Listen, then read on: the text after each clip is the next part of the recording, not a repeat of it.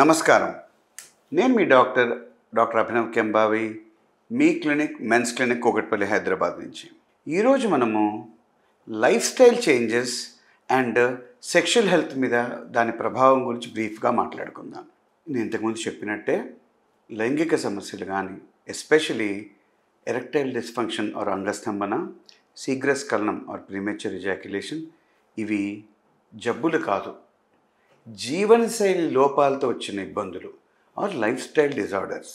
జీవనశైలి or lifestyle improvement చేసుకుంటే ఒక 40% చేంజెస్ ఆర్ ఇంప్రూవ్మెంట్ అక్కడే ఉంటుంది. ఏమిటా జీవనశైలి చేంజెస్?